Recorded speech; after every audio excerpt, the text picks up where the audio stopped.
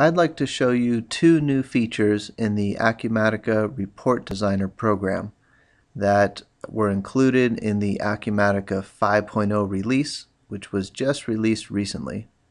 And I'm comparing it to the release before 5.0, which is the 4.2 release. And what I did is I installed the 5.0 Report Designer program alongside my 4.2 version. And you'll see on the left-hand side of my screen, which you're looking at now, this is the 4.2 version. And if I scroll over to the right, now you're looking at the 5.0 version. And if you look carefully, they both look exactly the same. There doesn't appear to be any change. But I did a little more looking, and I did find two things that are new in the 5.0 version.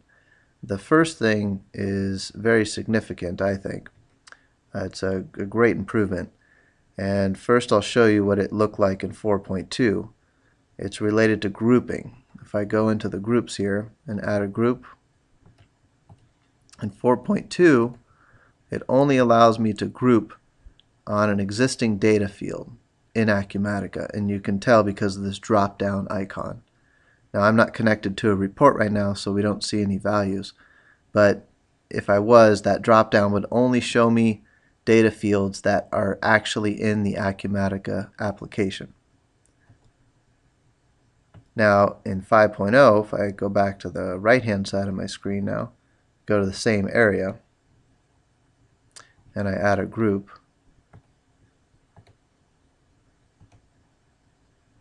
you'll see now instead of seeing a drop down arrow, we see a dot dot dot icon. It's a very slight difference in terms of the icon, but it's a big difference in terms of functionality, because now I can actually click this and it takes me to the expression editor window, which is the same window that you would see if you were editing the expression for a field. And now I can actually write a calculation and group on that calculation instead of just grouping on the out-of-the-box data fields. So that's a great improvement. Then the second new feature in 5.0 is there's a new function that's been added. And I'll go ahead and open up that expression editor window. Let's cancel out of the grouping first. Now let's say we just put a text box on the report.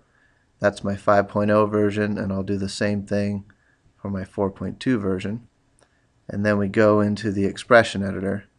It's the same one as it was for the groups, but I just thought we should do it on a field instead. So let me just get these up side by side.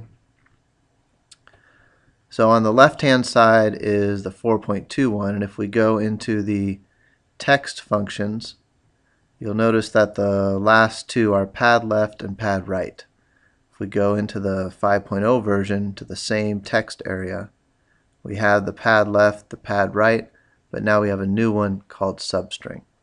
So not a big change, but at least we have now one additional function in 5.0, and I did go through all the operators and functions, which is all this area here, and I noticed there are 90 total in 4.2, and now with the substring there's 91 in 5.0.